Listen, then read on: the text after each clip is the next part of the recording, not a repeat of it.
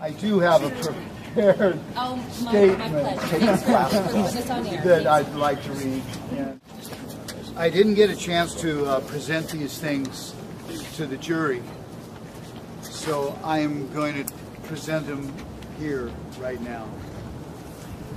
I love my country and am willing to go to jail, since apparently that is what it takes to get the truth out and restore common sense and freedom in America. As American citizens, it is our duty and right to hold responsible those who we allow to govern us by our consent. Oregon Water Resource Department, or OWRD, knew or should have known that our Oregon State Constitution in Article 15, Section 3 clearly states that every person elected or appointed to any office under this Constitution shall, before entering on the duties thereof, take an oath or affirmation to support the Constitution of the United States and of this state, and also an oath of office. OWRD knew or should have known that the Water Master is one of those offices, as well as any other office that had the authority to bring a citation against a citizen that could result in a criminal action. Because the citizens of Oregon would never have consented to be governed by any person that did not understand the citizens' rights and had not taken an oath to protect those very rights.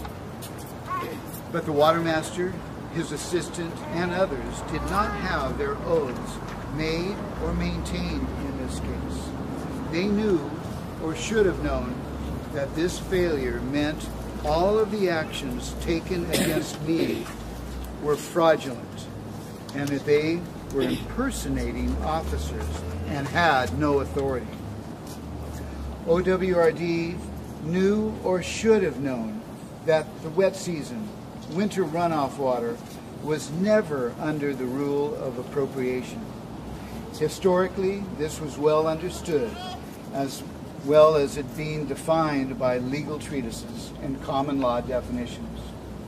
They knew or should have known the collection of diffuse waters does not trigger the department's permitting requirements because no appropriation occurs, which means they knew or should have known that their department had no jurisdiction on my pond water, and that in falsely applying that statute, they have denied me my right to the rainwater that falls on my property.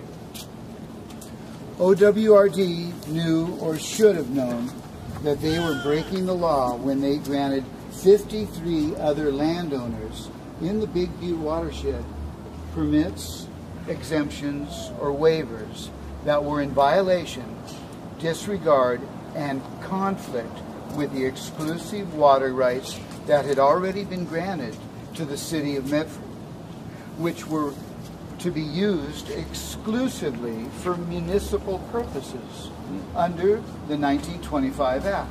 And they knew some of these ponds would be used for purposes other than municipal.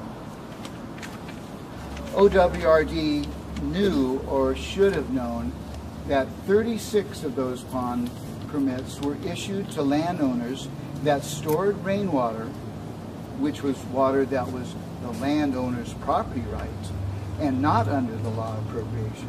They knew or should have known that 17 pond permits were issued to private persons who are diverting water from tributaries that are part of the Big Butte Creek. And they knew or should have known that several of these 17 pond permits have water sources listed as waters directly being diverted from the Big Butte Creek. In both instances, they knew or should have known they were violating the property rights granted to the city of Medford in doing so. It also means the OWRD failed to apply the law fairly and consistently and was blatantly discriminating in their actions against me and others. They knew, or should have known, that it was wrong to selectively prosecute any citizen criminal, especially when they had other less severe penalties to use as other options. They knew, or should have known, that breaking the law by violating my right to equal protection under the law was not justified. Perhaps the state was trying to establish case precedent on an expansion of the definition of a term that usurps the water rights of property owners throughout Oregon, like mine. They knew, or should have known, where rights are concerned, there can be no rule making or legislation which abrogates them. And that's from Miranda versus Arizona. OWRD knew, or should have known, that it is against the law to have a civil investigation ongoing and running concurrent while a criminal investigation or action is started on the same issue. They did so in this case. OWRD knew, or should have known, by doing this it could make individuals in their department as well as their department liable, in addition to causing the taxpayer tons of money by having to bear the burden of the legal problems that most assuredly will follow because of their incompetence. The judge knew these findings of fact and conclusions of law had fatal errors and should have dismissed this case, but instead the judge denied me my constitutional rights to due process and ruled that the jury would not be allowed to hear any of this evidence, as he determined that it might unduly prejudice the jury against the state. Demonstrating his partiality and bias in favor of the prosecution, they knew that this was wrong. And the judge is always supposed to be impartial. The judge knew that the oath of office issue falls under the structuring issues in the law, and that he did not have discretionary powers on that issue, but instead he chose to use them anyway and rule against me, displaying further bias in favor of the prosecution. The judge knew that denying me my constitutionally protected right to counsel of my choosing was wrong, but the judge did it anyway. The judge knew that rushing me into judgment was wrong and in violation of my constitutionally protected rights, but he did it anyway. The judge and the prosecution knew that to try me on a null and void complaint was wrong, but they did it anyway, because neither the judge nor the prosecution could find the amended complaint on the day of trial, further violating my constitutionally protected rights. The judge threatened me with contempt and intimidated me repeatedly throughout the trial, causing me to lose my composure. In a fair trial by jury, the jury would have been able to hear both the law and the facts and would have used their constitutionally protected right to strike down an unfair law. I knew it was my right and duty as a citizen to stand up for my rights and for the rights of all of us. I knew that what the system was doing was wrong. I cannot in good conscience allow that to continue. Common sense is the basis for common law. Without common sense, the law is insane, and we did not agree to be governed by insanity or illegality. Our citizens throughout our history have laid their lives down, liberty and property on the line, defending these rights we hold and cherish. I'm sacrificing my liberty so that we can wake up as a country and stand for our liberty. Our campaign begins today.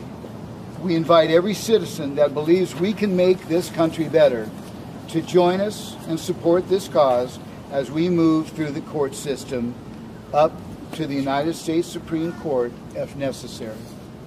so that we can establish once and for all that our rights are ours, not the government's, and that we will give our consent to be governed when those rights are honored and upheld by those we have entrusted to serve us. All right.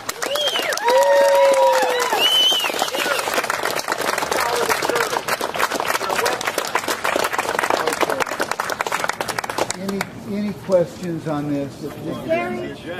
Gary, the name of the judge. What was the name of the judge? The name of the judge. Okay.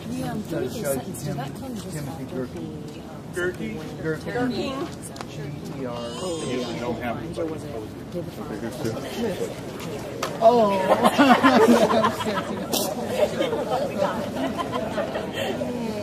Gentlemen, shooting video for you. I guess I need to put you on notice that I am wearing a hip brace. Okay, and it says here, Gary is at high risk of another dislocation of his left hip in any uncontrolled environment, such as jail. Recommended delay in the sentence until the 1st of March 2013. Limit risk to his unstable revised hip joint. And this is from Paragon Orthopedic Center and the doctor's signature. Oh, you don't have the power? Already established. It's through our 501c3. Oh, okay, thank you.